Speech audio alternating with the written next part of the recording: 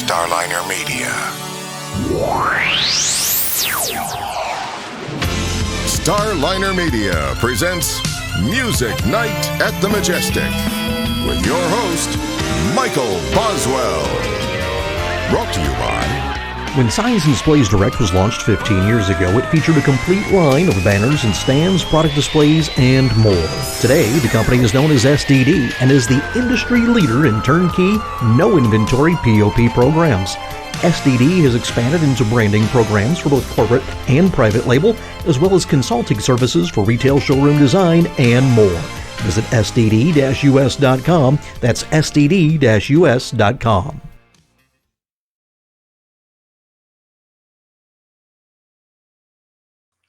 All right, it's time once again for Music Night at the Majestic, and with us tonight, Carl Verheyen. Carl, welcome to the show.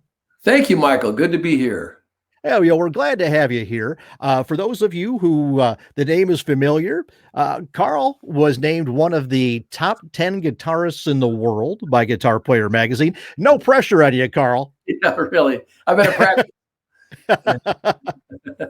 But you've been a member of Supertramp, you've been a studio musician, you've been they toured, been on the road, so you've seen all aspects of guitar playing And all aspects of the music business, really. You know, I mean, I've never been behind I've never worn the suit and been in the tower at Warner Brothers or something, or Capitol Records, but really everything you can do as a musician, I think I've done, all the way back to like when I was maybe 15 or 16, I got asked to play at a friend's sister's wedding, and they asked me to play the song "Love Story," which I hated. I hated that song, right? So the way it went down is that they said, learn it and play it and sing it, right? So I went and bought the sheet music because I didn't want the record. I hated that song, and the movie was really popular, and the song kind of went like, where do I begin to tell a story that is, that song. So right. Oh yeah. I got the sheet music, which was a page, and then a page that you had to turn, then another page. So I practiced it for 20 minutes, right, and learned to turn the page, and then I put it away for 2 weeks. And the day before the gig, my mom said, because I'm like 15 or I must have been 16 because I could drive. She goes, "Aren't you going to look at that song?" And I said, I don't dig the song. I'm just going to wing it. I'm going to do it. I got it. I got this. So I go down to the church, and I think it was called the Church of the Lighted Window or something, but it had a picture of Jesus doing this. And so we called it the Church of the Extra Point. And he had his arms up in the air like that. But anyway, so the priest to the pastor said, you're up in the choir loft, right? So I went up in the choir loft, and then all the people filed in. And these are the early days of people filming their weddings, right? So the cameraman shows up with a camera that's like a yard long. And the priest had said, "I'll point to you when it's time." So anyway, long story short, I start my song. The priest points at me. The camera guy aims a camera at me, and I start, and a strange wind took that middle page out. Right? Oh no! And because I'd laid the sheet music on, there's no music. I laid it on the railing, the balcony, and it went out, and it started floating down to the people below, and it all went badly wrong because I didn't know the bridge. He fills my heart with very special things, and angel songs, and some kind of other things. I just started making up words, and I figured a little harmonic way to get back to A minor. And where do I begin? I sang the first verse over again because I knew that one. And then I just put my guitar in the case, packed up, and bailed. Did not collect the huge paycheck of $75. Did not go to the wedding reception. But I learned a valuable lesson. I will not suck. I will prepare. And that God's on your mom's side when it comes to her telling you to make sure you practice and know your sheet music. I think it is, yeah. Or maybe Xerox it so that it's a 4-pager and you don't have a page turn, and but or bring some tape to tape it down. I mean, you learn all these things as you become a professional, but so yeah. Yeah. Well, okay, so you were 16 then. You were what, 11 when you started playing? Yeah, I got a guitar and my first lesson on my 11th birthday after begging for like 2 years, because that was right at the height of Beatlemania and 1965. And I was a huge fan of the Byrds, Roger McGuinn. Matter of fact, I own oh shoot, it's put away right now, but I own a 1966 Rickenbacker 12-string, just like Roger McGuinn had, Oh, wow. and yeah, I'm a big fan of all that stuff. But then I don't know, I got real serious into jazz. I'd say right around when I was almost 18, I auditioned to play acoustic guitar and sing in a restaurant, because my parents took us out to dinner in like this steakhouse in Pasadena where we were from. And on the way out of the restaurant, I heard this guy singing in the bar, and I looked around and I went, I can do that. So I auditioned the next day for the owner, and he told me, "You got the gig." But he said, "You are 18, aren't you?" And I said, "No." He goes, "Come back when you're 18 and you'll be working Sundays and Mondays for $35 a night," which was great for a kid, right? So Right. I waited 3 months, turned 18, came back, and he gave me the gig. And that soon went to $75 a night, 5 nights a week, living at home, in 1972 or something like that. I was getting rich. I was really making some money. You could go buy a Vega with no problem. Yeah. So anyway, did that for a while. But then one night, this guy came into the restaurant, the bar, and he said, "I like the way you play. Would you like to get together sometime and jam?" And I said, "Sure." He was an older gentleman, and I said, he said, "How about tomorrow?" So I went over his house the next day, and he pulled out some music, and I could read the first chord was an F major 7th, but the second chord was a D minor 7 flat 5. And we're filming this, right? I'll show you what happened. Yeah. I'll show you what happened. The second chord was D minor 7 flat 5. So that's this chord here. Well, this is D minor. So I went flat 5, huh? Let's see, 1, 2, 3, 4, 5. Is this it? Just moving the 5th down. He goes, "Yeah, but it's easier to finger like this. Of course, this is a richer voicing. You can use the versing with the open string. Sometimes you want the flat 5 on the top. Sometimes you prefer it on the bottom. Nice to have the 7th on top. This is probably my favorite voicing. It's cool to have the 7th on the bottom. This is probably the most common voicing. Most people film it like this. This is a good voice. Of course, F minor 6 is the same chord. So anytime you have an F minor 6, it's the same thing." So my brain just exploded because I didn't know anything about that. I had no idea. It was looking over the wall at this huge expanse of knowledge I knew nothing about. So I started down this long, dark highway of jazz in the 70s. And I got really into playing standards and learning to play like Wes Montgomery and Pat Martino and Joe Pass and Barney Kessel and, all these guys, Kenny Burrell. And I really practiced hard on that stuff. And then one day I remember driving in my car at the corner of Laurel Canyon and Riverside Drive here in North Hollywood. And I heard this Joe Walsh solo come on the radio that just freaked me out. I went, "Man, the state of rock guitar has come so far since I left off." And so it was a revelation. Like, you just have to learn everything you dig. You can't put the blinders on. I've done this for the last 5 years, and I'm now ready to sort of remember how to play like Mike Bloomfield again, or Eric Clapton, and then I got into Chet Atkins, and then I got into, it was kind of moving away from the jazz world, keeping up my jazz chops, but just learning everything I did. Yeah, expanding. Yeah. So I got into bluegrass and country music, and all this stuff really, really helped me as I sort of became a studio musician here in LA. And once that started happening, you realize it's much better not to specialize. You'll work twice as much, If you've got one little piece of the pie, like country music, and that's all you do, if they need country rock, or if they need rockabilly, or if they need blues or jazz or heavy metal or fusion music, they send you home if you're that guy with the mini wedge, right.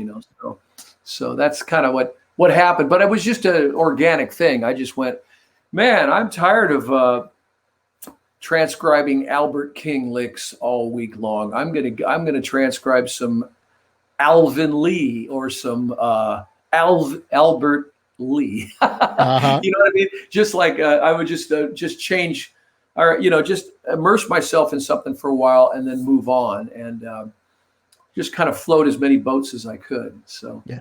Tell me this, Carl. Were you a big record buyer as a kid? Yeah. I don't know. What was the first record that you remember buying? Here's a little bit of a. Oh yeah. Yeah, you can kind of get an idea. Oh yeah, you got a few there. Yeah, I got a bunch of vinyl and I've got a bunch of CDs and still collect it all.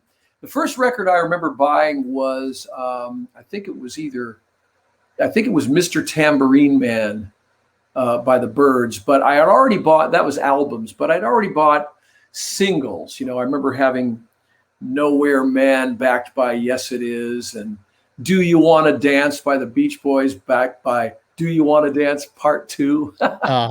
So I don't have any of those singles anymore. I think I still have one left, but so how about you? What's your first record? The first album that I ever wanted, where somebody bought it for me, was Glen Campbell's Galveston. Oh wow, that's great. And that's because of the Dwayne Eddy-esque baritone guitar. Yeah. Recently, my dear friend Mark Levang, who's a keyboard player, actually he was Neil Diamond's musical director.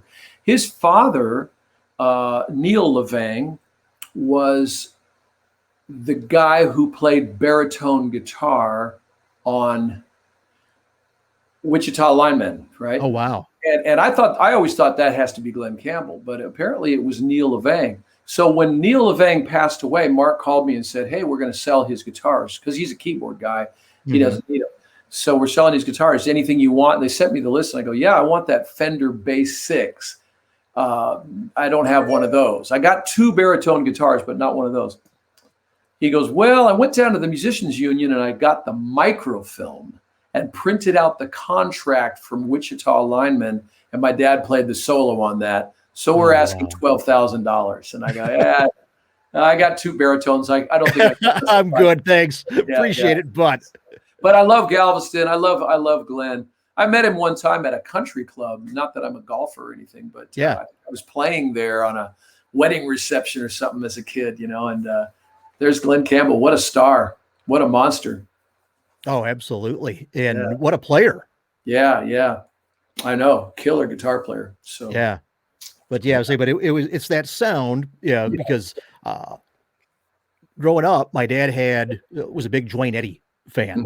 Yeah. So anything that has that, that big, twang, and baritone, sound to it, I gravitated to. Yeah. So that was the first one I remember wanting. I was 3 at the time, and I remember I had to have that record. Yeah, that's great. 3. Wow, that's young, man. Yeah. So, I remember I was doing a record that Jack Douglas was producing, and he had done Aerosmith and Double Fantasy by John Lennon, all kinds of big records. And he said, "Do you have any Gretsch guitars?" And that's what Dwayne Eddy played. And I said, "No, I've never found one that was cool, that I liked, that sounded great. Nothing I've ever picked up and played sounded like that, like the Dwayne Eddy stuff." And he goes, "Well, keep looking, because they're really quirky and they really fit into a track in a unique way." So one day I found one, and it was a vintage one, and I paid for it, brought it home, plugged it in. I'd checked it out at the music store. It sounded great. And then a few years later, Brian Setzer came out with a magazine article where he said, "It has to be the 59 because the 58's got the wrong pickups and the 60 is braced wrong. Only the 59 rocks." And I go, I wonder what mine is, and I get it and look at the serial number and check it out. Score!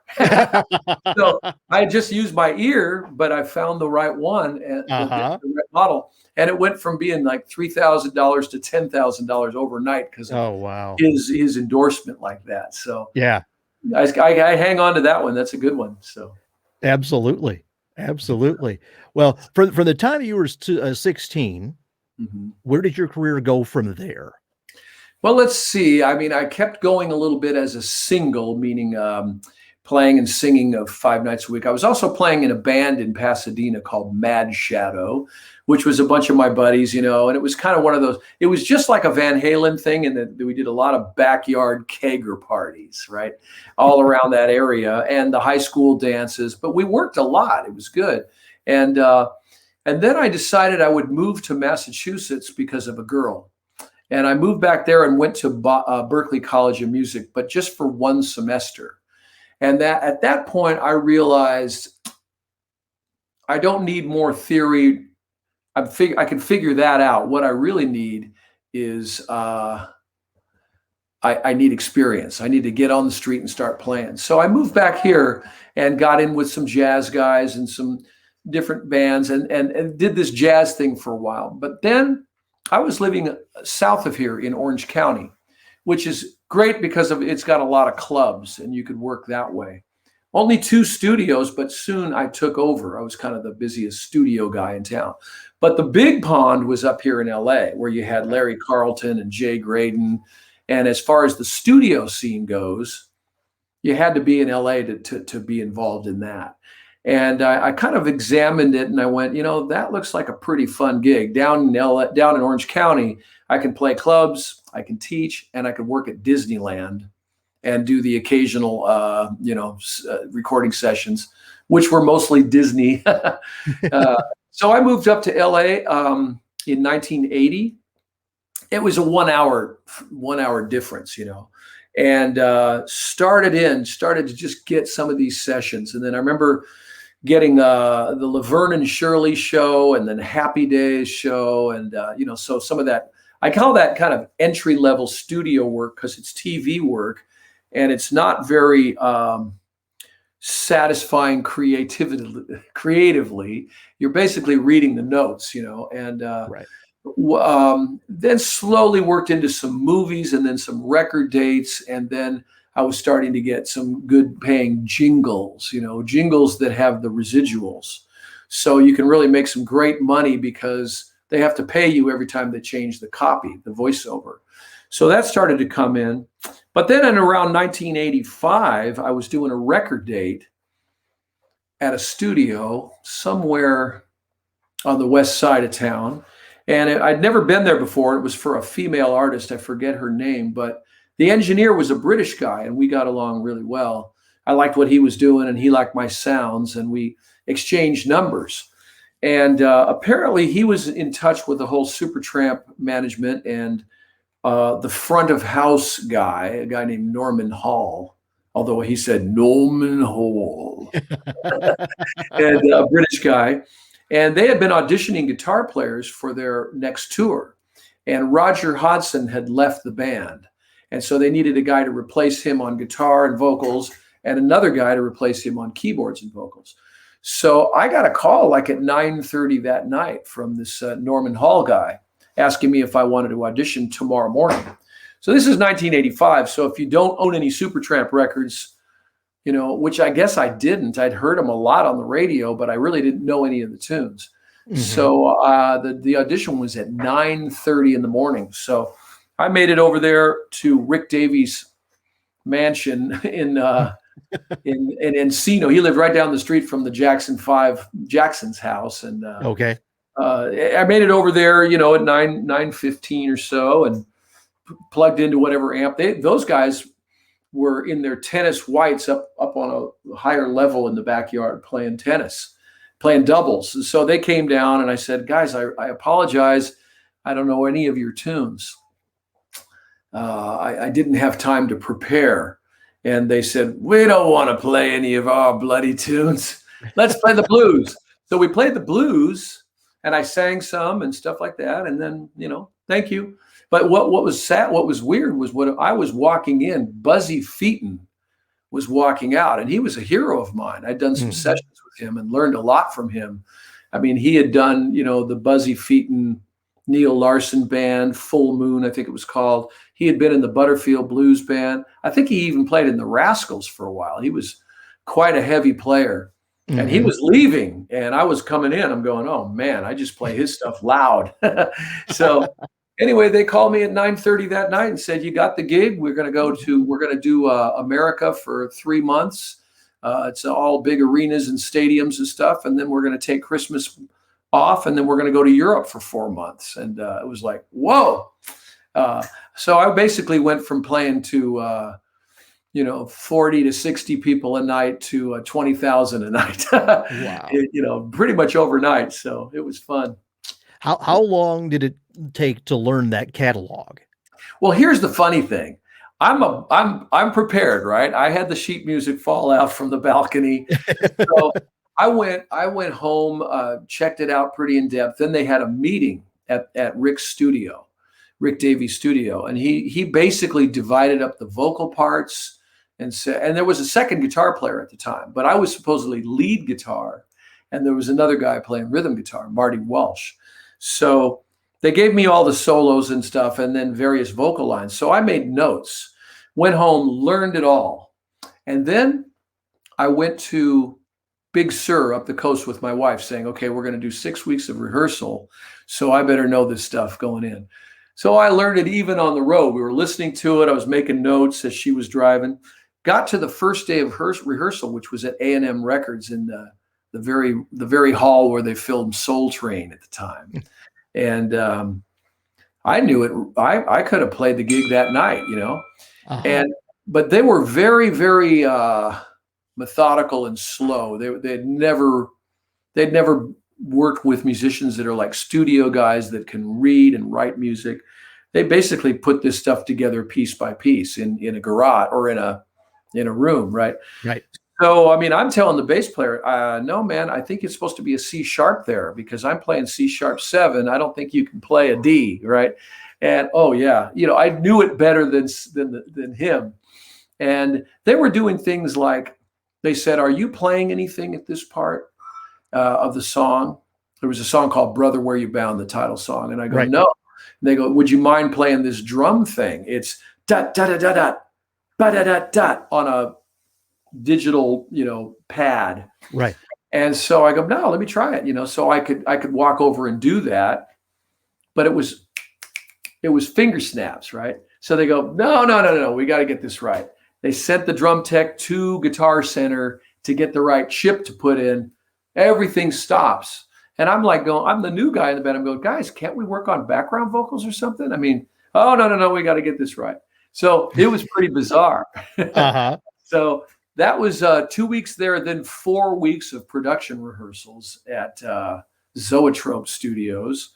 And that's with all the lights and everything. You can even drive your car into these giant rooms, And 4 more weeks, I was bored out of my mind, really, just doing them over and over again. But they're getting the lights right, and they're getting everything like that. So then we went to St. John's, Newfoundland, right? The farthest eastern part of North America. And we were going to play 3 or 4 nights in their hockey stadium. But we rehearsed in the hockey stadium another 2 nights. So you're getting all this rehearsal, right? So then they had a curtain, I think it was, or maybe no curtain, just lights. When the lights come on, I was the guy starting the show by playing a big B major power chord. And they counted it off. And I literally, when I saw 20,000 people, I literally froze. I didn't know what to do. Oh, okay. Oh, yeah. Bam. And it was pretty funny. And then from then on, it was great. Uh-huh. And then another funny thing happened that night. They had a British tradition that the first night of every tour, they would decant a bottle of port wine backstage with cheesecloth. But they did it between the show and the encore, right? So as you know, that you're supposed to finish the show, go backstage, wait a few minutes, and come back out, right? Well, these guys finished it. We finished the show. We go down, and there were metal seats, so you could hear people, pounding, right? And we went downstairs, and they pull this port, and they're opening it.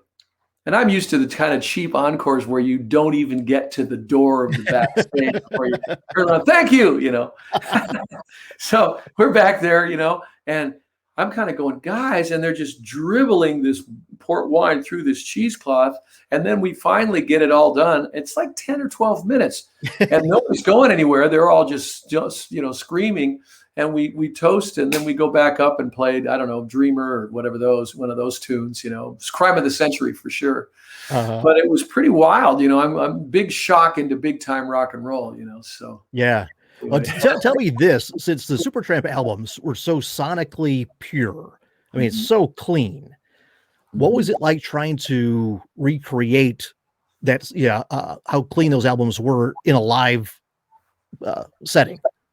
Well, they were a stickler for the parts, and I did everything I could to get the exact sound of the back catalog. But when it came to this is another kind of interesting thing. When it came to the title track of this album we were just going out to do, it's called, Brother, Where You Bound. They had David Gilmour played the solo on the album, and it was a really long solo, like 4 or 5 minutes. And they initially asked me to learn it note for note. And I'm going, wow, tell you what, I'm like 29 years old. These guys are seasoned veterans. I said, what might be better is if I start it like David Gilmour, who I totally admire, and end it like David Gilmour, and you let me improvise the middle of it. And he goes, well, we'll give it a go. So we'll see how you do. So I did that. And then, I said, it's going to live and breathe every night. It's not going to just be the rote thing that I have to do every night. It's going to be something that I create. Sometimes I think I'll really soar. Other nights it'll be good, but it'll never suck, I promise. So anyway, they allowed me to do that, and then they allowed me to do it on Goodbye Stranger, which starts with a wah-wah thing. And I said, let me just blow on this tune. I'll just cue the ending. And they'd never had anybody cue the ending. They'd never cued anything. It was so I had a real obvious cue to the drummer. Here I go. I'm going out. But it was pretty amazing how much attention they pay to the tiniest minutia of detail on those records. Sonically, absolutely. Pretty cool. Yeah, those are absolutely headphone albums. So much texture, so clean. Yeah, they're really good. And I remember even when I was a kid, well, maybe I wasn't a kid, but I remember in like 75 going hi-fi shopping with my dad, and they put on Crime of the Century. So that's pretty amazing, huh? I guess absolutely. I guess I was 21 at the time. Wow, it's amazing. Who knew that 8 years later I'd be playing all that stuff? It was a sign. Yeah. Just like the sheet music, blow it off the. Wow, that is a sign. I never thought of that. Well, tell me this, Carl. People have asked in the past, viewers, they're always intrigued because they're very passionate music people. The difference in the life of being a studio musician versus a musician on the road.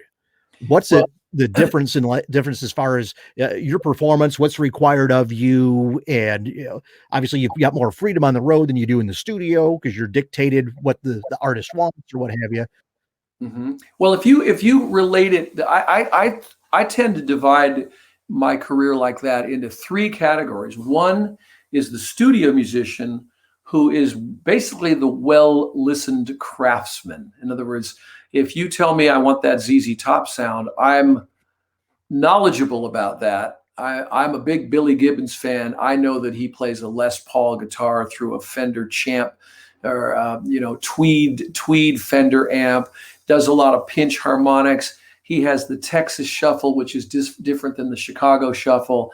And, the feel is different. And I can give you that Billy Gibbons thing because I'm a big fan and a craftsman.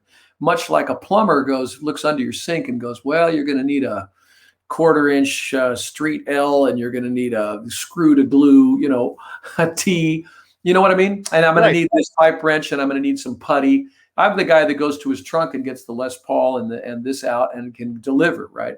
So the job there in the studio, unless it's my own music, is making sure that the composer's musical vision is honored. And when I look at Supertramp, there's a little more freedom than that because I'm a band member. And so it was still this sort of English tradition that they have, but I could interject my California pop, whatever, jazz, blues sensibilities, right? Okay, so that's a second kind of a career. The third career is as a solo artist. Now there, I can say, this is what I want a D chord to sound like. You know what? This is what I want the lines to sound like, the melodies to sound like, the tones. This is what I want the drums to do. So, and one more thing that really relates more to your question is, in the early days of my band touring, you know, we would go out for maybe a month or something, and it would be, you know, kind of by the skin of our teeth. In other words, I'd make sure everybody gets paid, and hopefully I'll get paid, you know, the first few tours. But at home, I was turning down a week of double sessions, say at Sony Studios, like a movie date.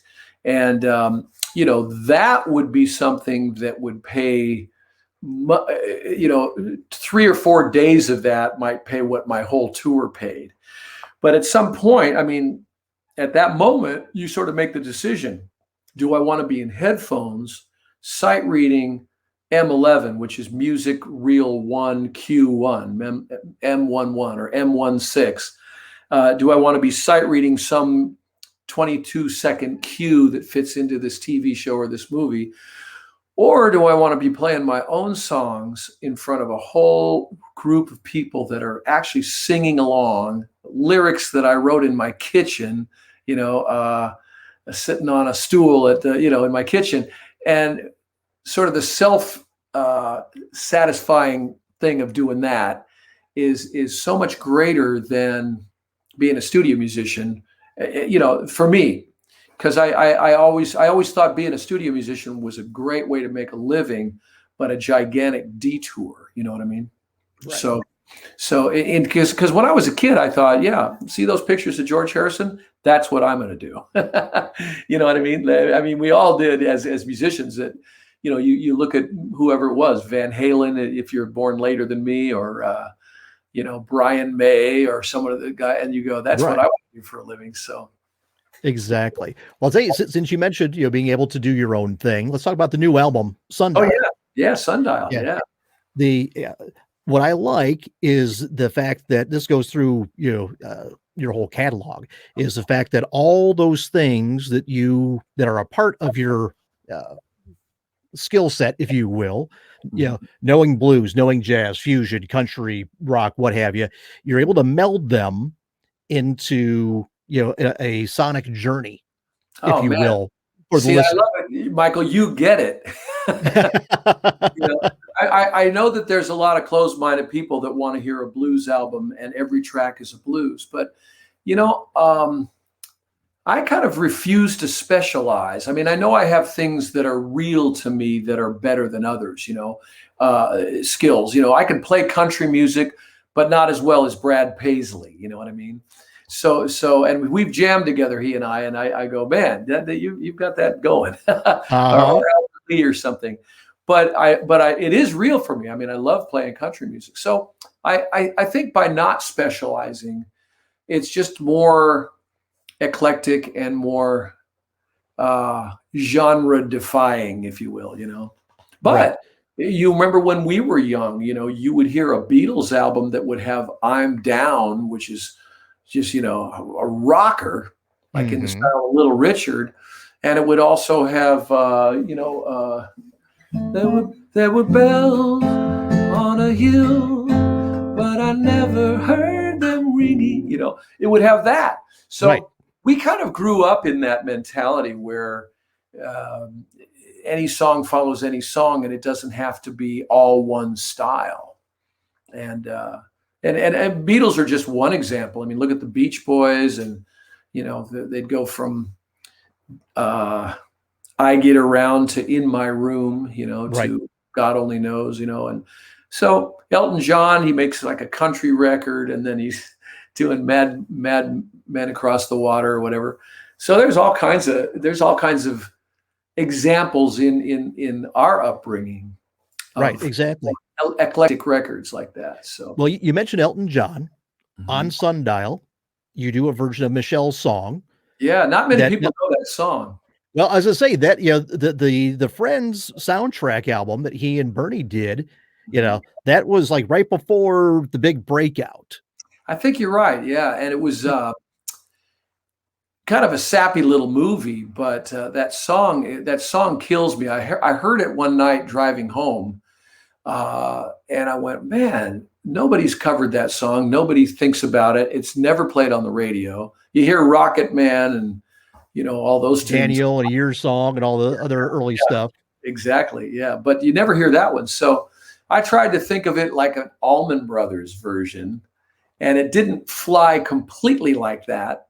But I did do a little harmony, twin Les Paul thing in the middle of it, and played a little mandolin on it, which was kind of fun. So, so beautiful song, though. I love it.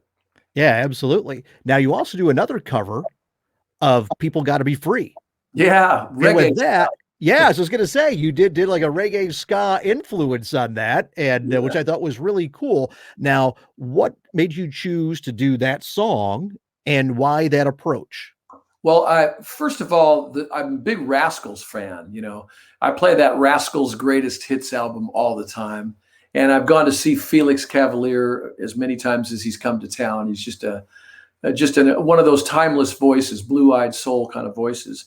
I don't know. I think I was fooling around with it and decided that, this could maybe be an up-tempo ska thing, because those chord changes lend themselves to little triads bouncing around like a ska thing.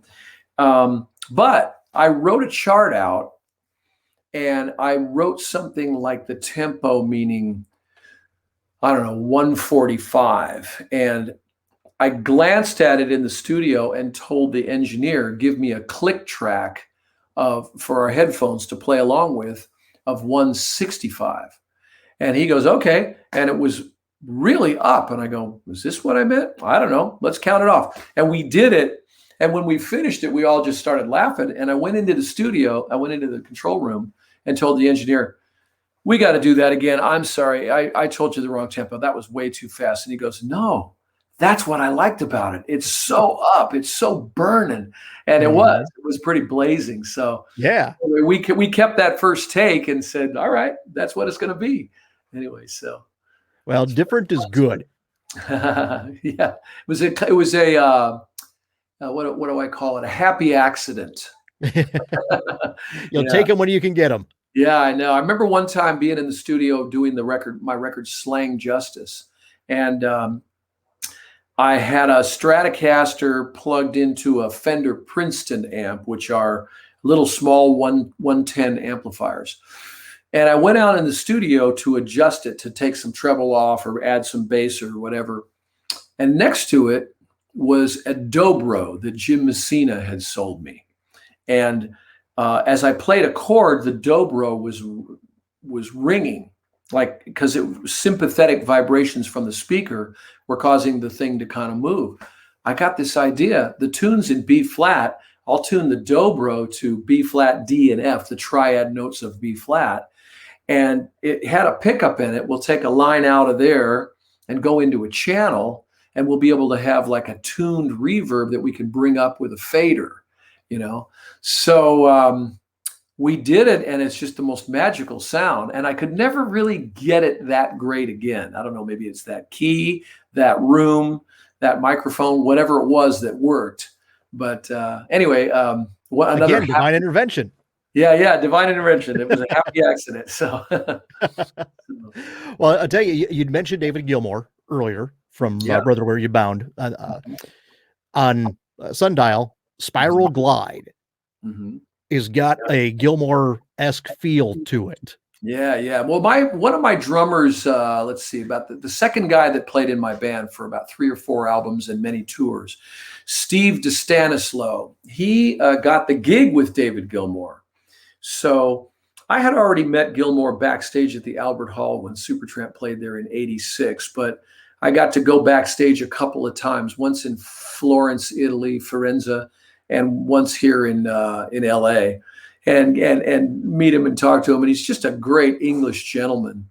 And it brings up kind of a funny story. I remember we had a Princess Trust concert in London for Prince Charles and Lady Diana. And there was an etiquette lesson in the afternoon, and then there was a long period where we had to wait from them with these guys with walkie-talkies saying they'll be here in 3 minutes, 2 minutes, 1 minute, but it was started at 43 minutes, right? And then they come in, and Lady Diana walks down the aisle, and she knows everything about every guy. She goes, "So, Carl William Verheyen, what was it like growing up in Pasadena, California, and learning to play the lead guitar?" So I said, "Well, I learned rhythm too." So that was that, right? She moves on, and then Prince Charles shows up, and he doesn't know what day it is, what band it is, but I had noticed that he had been down in Houston, Texas, where they baked him a birthday cake the size of a basketball court. And I know I wasn't supposed to shake their hands or ask them any questions, but I said, "Your Majesty, I just have to know, what was it like with that basket, that bundt cake or sheet cake the size of a basketball court?" So he gets this Cockney accent and goes, "Well, I wanted to put on me knickers and wade out into the middle of it." And I said, "Man, how cool, with your shoes off, the frosting between your toes. You could reach down and grab some." So we kind of bonded, right? Excuse me. I got a little iced tea right here. That'll take care of it. So we go into the royal cocktail room and handed some champagne. And Prince Charles comes to me, right? He goes, "Here's a guy I can hang with." So I'm kind of looking around peripherally, and I see there's David Gilmour. There's Roger Daltrey. There's Tina Turner. There's Bryan Adams, all these rock celebrities. I'm thinking, who else am I missing by? So I think to myself, this guy may be the future king of England, but that dude's in the Who. I had to lose him. And that's when I just grabbed his champagne. "I'll get us some more. I'll be right back." So I ditched him and went and talked to Roger Daltrey. And then I eventually got around to talking to David Gilmour for a while then. And so I reminded him of that night the last time I saw him. So it was great. Oh, what a great story. That's pretty funny. So, but yeah, Spiral Glide was fun. It took a long time to come up with three. There's a bass part and then an acoustic guitar part. And then the keyboards and electric guitar play a third part, and they all intertwine. And it was inspired by this book called Einstein's Unfinished Symphony, about how Einstein had predicted gravitational waves way back when, 80 years ago, and they just figured out that that's true. They do exist, Wow.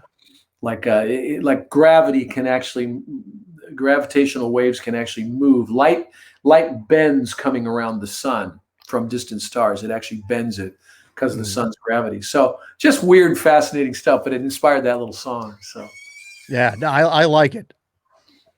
So yeah, good.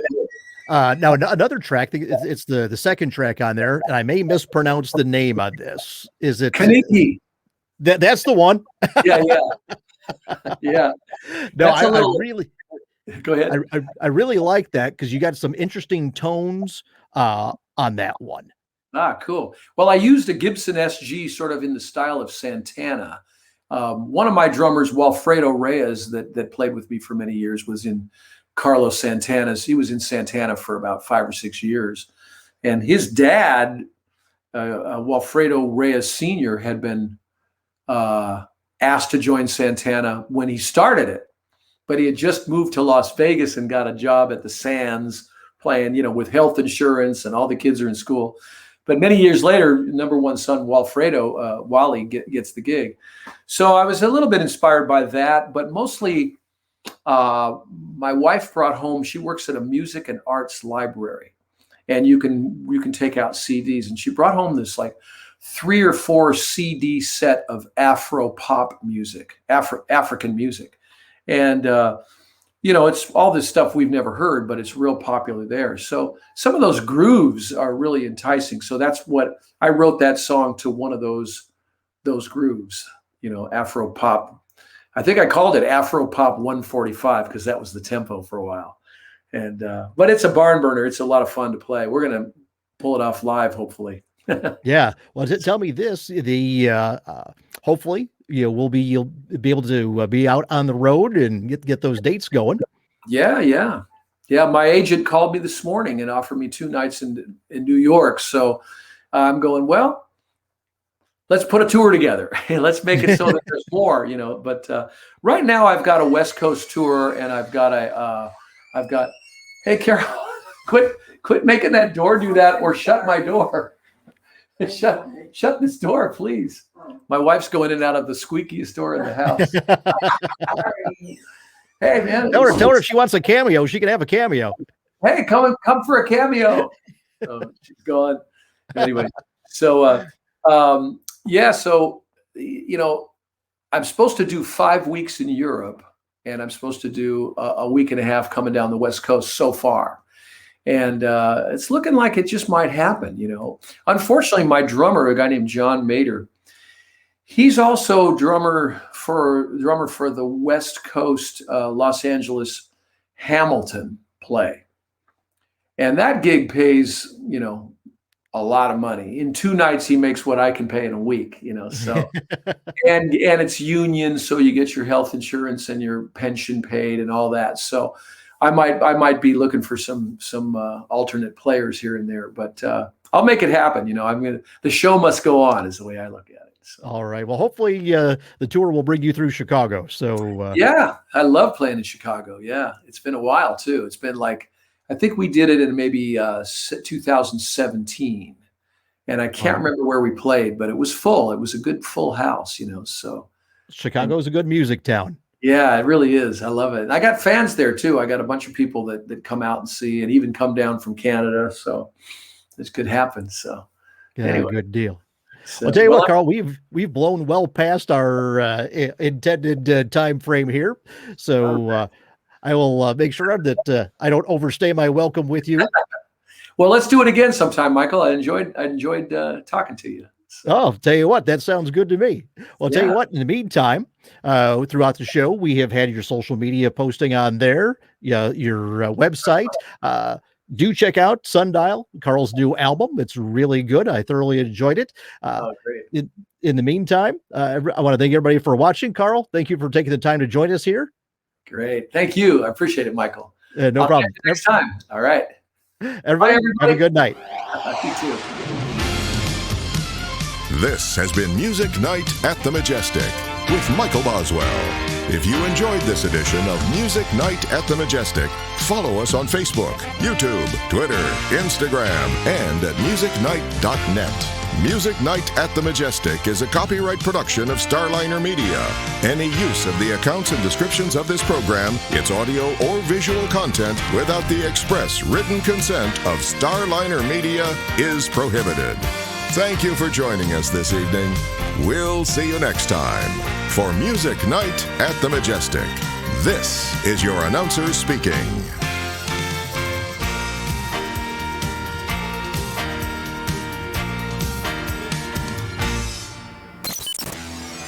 Starliner Media.